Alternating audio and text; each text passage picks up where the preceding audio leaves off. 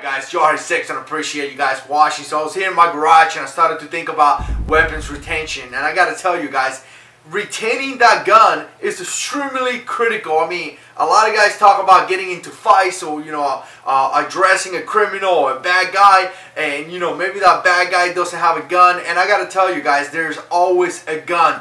You have it. If you carry while concealed, if you open carry, you have a gun, and the gun could be taken away from you and the bad guy could use it against you, and it has happened. There's cases where guys being open carrying a pistol and one guy comes down and take it away. If you look at police officers, there's a reason why police officers have multiple retention in their holsters. I mean, they don't carry the typical Kaide holster that has good retention and it works. They don't do that. Typically they use something that is either a 3-stage level retention or something else where sometimes you gotta push down, twist to the right or something like that to be able to take that gun, or you have some type of cover in the top. I mean, there's ways to retain that gun because they find themselves in fights all the time, and they find themselves in a situation where a bad guy could come from the back and take away that gun very, very easy. Alright guys, so let's talk about retaining that gun, and definitely the first thing is going to be situational awareness.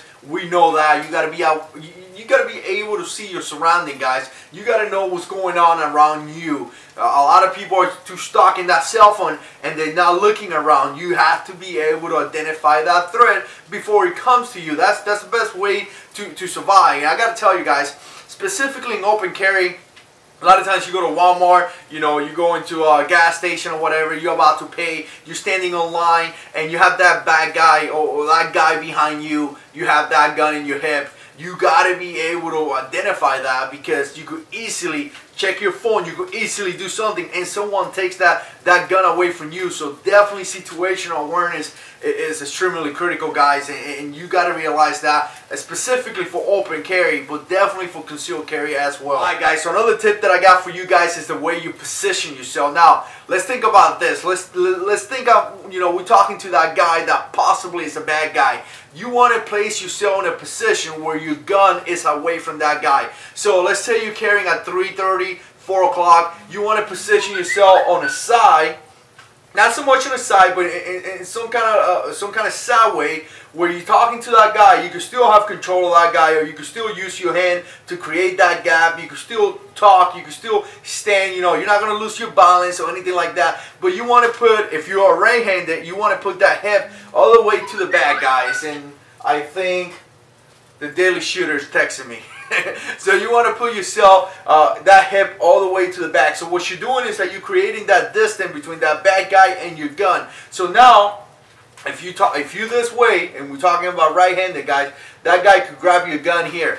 But if you're standing this way, that guy is going to go through your body to be able to reach that gun back there. So just the way you position yourself, it has a lot to do with that. Now, definitely, if you get attacked, you could defend yourself. You could use this hand to push, to create that gap, and then with this hand, you could try to take that gun out. Now, if you carry at 1 o'clock, guys, up here, you could possibly do the same thing if you're right-handed, kind of like place yourself a little bit sideway, so you could have a little bit more of a distance. It's not going to be as effective as a 3:30, 4 o'clock position, but it's still going to be something better than nothing. Alright guys, so the last tip that I got for you guys is your elbows. Now, your elbows could be used to retain your gun. So, magazine on one side, maybe your pistol on the other side.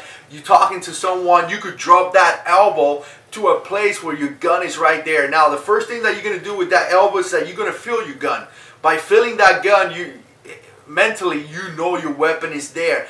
But if something happened, you could quickly lock that gun with your elbow. So again, guys, you may be talking to somebody you think is a bad guy, or maybe you're standing in, let's think about this, you're standing in a line about to pay for gas, and you have a guy in the back that you may think is, I don't know what's the deal with this guy. Maybe this guy is looking at me funny or whatever. Maybe he's checking out my, maybe you're printing, so he's looking at your gun. You want to bring your elbow down a little bit, so like that you feel your gun. If that guy for any reason goes for your gun, you could quickly drop down and and have that retention of your weapon right there. Of course, with your left hand, you're going to try to fight, you're going to try to push him away, and as soon as you can, you're going to try to draw that gun. But again, guys, dropping that elbow down is going to hold that gun. We talked about police officers having holsters with different retention levels.